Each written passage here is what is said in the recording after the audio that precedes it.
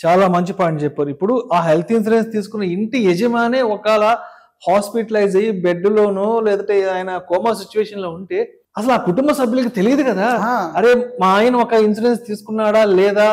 తీసుకుంటే అసలు ఏ కంపెనీకి తీసుకున్నాడు? ఎంత అమౌంట్‌లో తీసుకున్నాడు?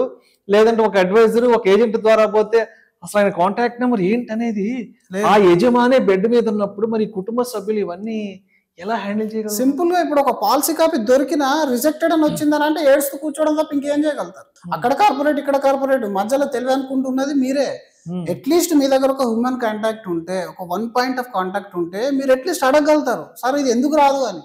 మీ దగ్గర అడగడానికి లేదు గదా! మీకొచ్చిన ఆ లెటర్‌లో గూడా మీరు చదువుకోవడానికి 3 రోజులు పడతది అర్థం కావడానికి. ఏ రీజన్ మీద రిజెక్ట్ అయిందనేది. సో ఇక్కడ ఏందంటే ఈ చిన్నదే. మళ్ళీ అందరి ఒకటి ఏంటంటే ఇప్పుడు ఈ ఆన్‌లైన్‌లో తీసుకొని ఆఫ్‌లైన్‌లో తీసుకోవడం అనేది ఇక్కడేదో డిస్కౌంట్ కూడా లేదు గదా! Same premium.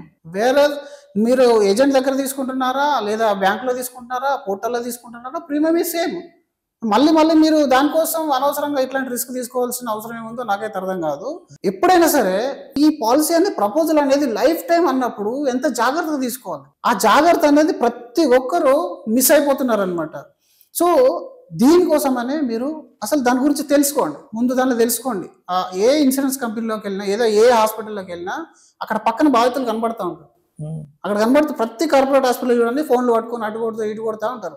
ఇంకొంతమంది అసలు ఎక్కడ ఏం చేయాలో అర్థం కాదు. ఆ పక్కోడిని చూసి కాపీ అయితా ఉంటారు. "మీ క్లెయిమ్ వచ్చిందా సార్? నా క్లెయిమ్ రాలేదు. మీ క్లెయిమ్ వచ్చిందా సార్? నా దగ్గర 2 గంటలైంది, 3 గంటలైంది." ఇలా కుస్తీలు పడతా ఉంటారు.